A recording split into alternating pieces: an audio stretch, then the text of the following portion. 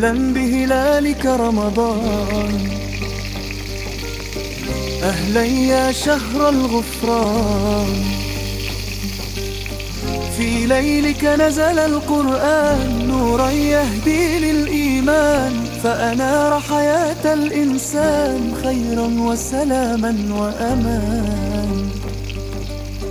أهلا يا شهر الإحسان، أهلا أهلا يا رمضان، يا شهر الخير والبركات، بالخير أتانا والإحسان،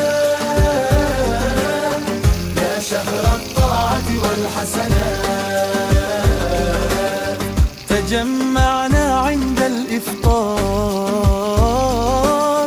بالخير صغارا وكبار، شكرا لله الرزاق، بالشكر تدوم الأرزاق، شكرا شكرا للرحمن.